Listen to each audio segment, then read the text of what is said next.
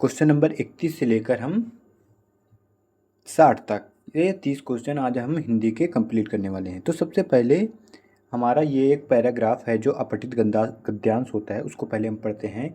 मानव की वास्तविक गरिमा उसके अंतर्निहित चैतन्य में है। जो समाज केवल भौतिक प्रसाधनों का ही जीवन का साध मान लेते हैं, वहाँ आत्मिक शून्यता का जन्म होता है। हमारी प्रज्ञा का विस्तार तभी संभव है जब हम संकीर्ण स्वार्थों का परित्याग कर विजुगीषु वृत्ति को जन कल्याण की ओर मोड़ें। साहित्य वह दर्पण है जिसमें काल की पदचाप सुनाई देती है। वर्तमान की निर्विशेष दौड़ में अपनी सांस्कृतिक पहचान को अक्षुण्ण रखना ही सबसे बड़ी मेधा है। शब्द और अर्थ का सामंजस्य ही वाग्य की आत्मा है। नंबर 1 है अंतर्निहित शब्द का क्वेश्चन नंबर 31 है अंतर्निहित शब्द का सही संधि विच्छेद और संधि का प्रकार पहचानिए। तो पहला ऑप्शन है अंतर प्लस निहित व्यंजन संधि, अंतः प्लस निहित विसर्ग संधि, अंतः प्लस निहित व्यंजन संधि और अंतर प्लस निहित स्वर संधि। तो इसमें सही आंसर हमारा क्या हो जाएगा?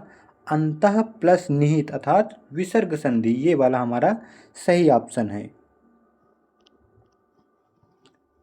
क्वेश्चन नंबर 31 है गद्यांश में प्रयुक्त चैतन्य शब्द की व्याकरणिक कोटि क्या है? चैतन्य शब्द की जो है व्याकरणिक कोटि क्या है? तो चैतन्य हमारा जो है एक भाववाचक संज्ञा होता है।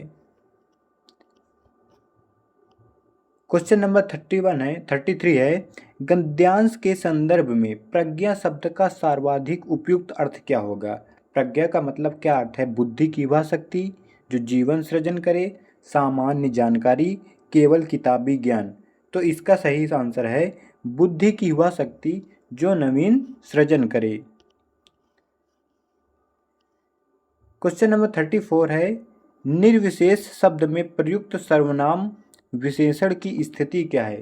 पहला ऑप्शन है निश्चयवाचक सर्वनाम, गुणवाचक सर्वनाम, परिमाणवाचक सर्वनाम और निजवाचक सर्वनाम। तो इसका सही आंसर हमारा गुणवाचक सर्वनाम।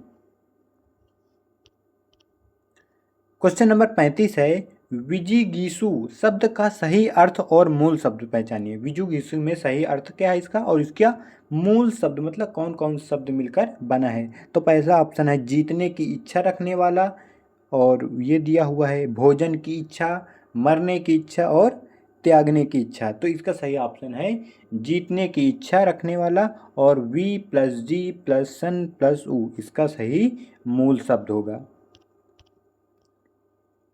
क्वेश्चन नंबर 36 है हिंदी ध्वनियों में जिहा मूली तथा अलिजिही जिसको ध्वनियाँ कौन कौन सी हैं? तो पहले इन दोनों ध्वनियों को हम पढ़ेंगे। तो पहला ऑप्शन है का खा गा घा, का खा गा फा जा, चा छा जा झा और टा ठा डा ढा। तो इसमें हमारा सही ऑप्शन हो गया का खा गा फा झा। ये अरबी फारसी में हिंदी मतलब ये जो शब्द होते हैं अरबी और फारसी में भी यूज होते हैं, तो इनको हम जिहा मूली तथा अलिजिही ध्वनियाँ भी कहते हैं। क्वेश्चन नंबर 37 है रा के रूपों में कंपन जात ध्वनि का सही लक्षण क्या है? तो इसका सही लक्षण है जिसके उच्चारण में जिह्वा की नोक मसूड़ों से टकराती है और कांपती है। तो ये इसका सही आंसर हो गया। क्वेश्चन नंबर 38 है व्यंजन संधि के नियमानुसार वाक्य का संधि विच्छेद क्या? वाक्य का संधि विच्छेद क्या है? वाड़ प्लस मय, वाम प्लस मय, वाक प्लस मय, वाक प्लस मय। तो इसका सही आंसर हमारा आ गया वाक प्लस मय, डी नंबर। क्वेश्चन नंबर 39 है षडानन में कौन सा समास निहित है? बहुव्रीहि समास, कर्मधारय समास, तत्पुरुष समास, द्विगु समास। तो इसमें है बहुव्रीहि समास। शायद कल वर्षा हुई हो यह वाक्य काल के किस भेद को दर्शाता है? संदिग्ध काल, संभाव्य भूतकाल, हेतु हेतु मत भूतकाल और सामान्य वर्तमान काल। तो यह हमारा संभाव्य भूतकाल को दर्शाता है। क्वेश्चन नंबर 41 है प्रतीप अलंकार का मुख्य लक्षण क्या है? उपमेय और उपमान की समानता, उपमेय पर उपमान का आरोप, उपमान को उपमान की तुलना से हीन बताना मतलब उपमा का उल्टा, या उपमेय में उपमान की संभावना। तो जो प्रतीप अलंकार होता है इसमें इसमें उपमान को उपमेय की तुलना में हीन बताया जाता है।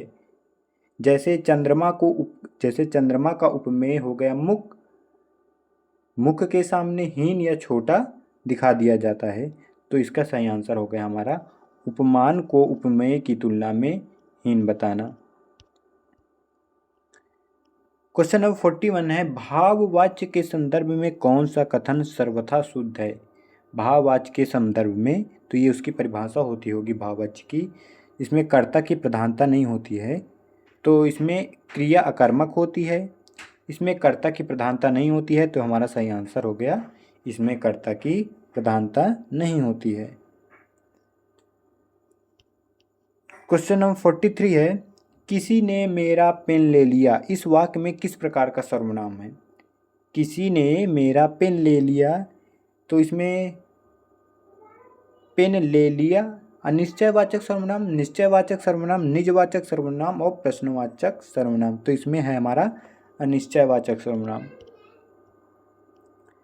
क्वेश्चन नंबर 44 है, अव्यय की दृष्टि से वह दिन भर पढ़ता रहता है में दिन भर क्या है? स्थानवाचक क्रिया विशेषण, कालवाचक क्रिया विशेषण, रीतिवाचक क्रिया विशेषण और परिमाणवाचक क्रिया विशेषण। तो इसमें हमारा है कालवाचक क्रिया विशेषण। क्वेश्चन नंबर 45 है, विराम चिन्ह के प्रयोग में विवरण चिन्ह का मानक रूप कौन सा है? तो बताओ इसमें विवरण चिन्ह कौन सा है? तो विवरण चिन्ह हमारा है ये वाला। क्वेश्चन नंबर 46 है, क्वेश्चन नंबर 46 है, जिसका आदि और अंत ना हो, वाक्यांश के लिए शुद्ध तत्सम शब्द है अनादंत। क्वेश्चन नंबर 47 है, उड़ती चिड़िया के पर गिनना मुहावरे का सही अर्थ है। उड़ती चिड़िया के पर गिनना एक प्रसिद्ध मुहावरा है जिसका अर्थ होता है बहुत अधिक अनुभवी चतुर होना। तो इसका सही आंसर है अत्यंत चतुर या अनुभवी होना। क्वेश्चन नंबर 48 है, लिंग की दृष्टि से अशुद्ध विकल्प पहचानिए। यशस्वी, यशस्विनी, गुड़ी, गुड़नी, सौमी, सोमनी, भवदीप, भवदीयानी। तो इसमें अशुद्ध वाक्य हमको चुनना है।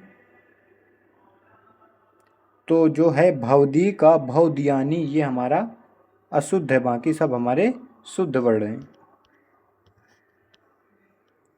वचन की दृष्टि से कौन सा शब्द सदैव एक वचन में प्रयुक्त होता है? वचन की दृष्टि से कौन सा इसमें एक मतलब शब्द है जो सदैव एक वचन में होता है? तो प्राण, समाचार, आंसू और अच्छत। तो इसका सही आंसर हो गया हमारा समाचार। 50 है, विशेषण के संदर्भ में उसने थोड़ा दूध पिया में थोड़ा किस प्रकार का विशेषण है? संख्यावाचक विशेषण, अनिश्चित परिमाणवाचक, निश्चित परिमाणवाचक और सार्वनामिक। तो इसमें है अनिश्चित परिमाणवाचक।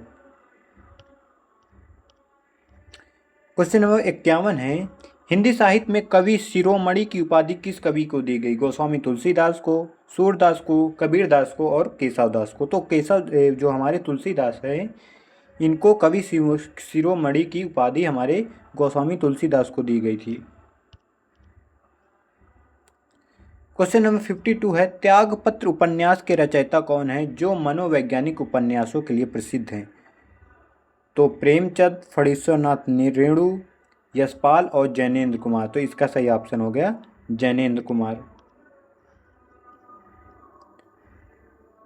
भ्रमर गीत सार के संपादक कौन है? भ्रमर गीत सार के संपादक बताओ कौन है? हमारे आचार्य रामचंद्र शुक्ल। क्वेश्चन नंबर 54 है, निज भाषा उन्नति है सब उन्नति को मूल। यह जो पंक्ति है किस प्रसिद्ध कवि की है? महावीर प्रसाद द्विवेदी की, जयशंकर प्रसाद की, भारतेंदु हरिश्चंद्र की, माखनलाल चतुर्वेदी के। तो ये हमारे भारतेंदु हरिश्चंद्र की प्रमुख पंक्ति है। रीतिकाल को अलंकृत काल की संज्ञा किस इतिहासकार ने दी है? रीतिकाल को अमृतकाल किसने कहा है? तो रीतिकाल को अमृतकाल हमारे मिश्र बंधु जी ने कहा है। क्वेश्चन नंबर 56 है, तत्सम शब्द की दृष्टि से अशुद्ध शब्द युग्म चुनिए। आम्र आम, कज्जल काजल, हरिद्रा हरदी, क्षीर और खीर। तो जो हरिद्रा है, हरदी, ये अशुद्ध है, बाकी सब हमारे शुद्ध वाक्य हैं। क्योंकि हरिद्रा तो होता है, हरदी नहीं होता, हल्दी होता है। हल्दी, आधा ला और ये बड़ी दी, हल्दी होता है, तो हरदी लिखा हुआ है, तो इसलिए ये हमारा अशुद्ध वाक्य है। व्युत्पत्ति के आधार पर उपत्यका का विलोम शब्द क्या है? व्युत्पत्ति के आधार पर व्युत्पत्ति के आधार पर उपत्यका का विलोम शब्द है हमारा अधित्यका।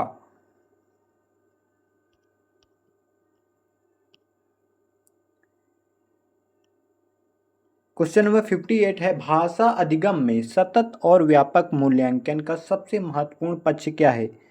छात्रों की त्रुटि की गणना करना, पाठ्यपुस्तक के अंत में दिए गए प्रश्नों को हल करना, भाषा प्रयोग की विभिन्न परिस्थितियों में बच्चों की बोधगम्यता का अवलोकन करना, केवल सत्र के अंत में परीक्षा लेना। तो इसका सही आंसर क्या है 58 का बताओ? तो भाषा प्रयोग की विभिन्न परिस्थितियों में बच्चों की बोधगम्यता का अवलोकन करना, ये हमारा सही आंसर है।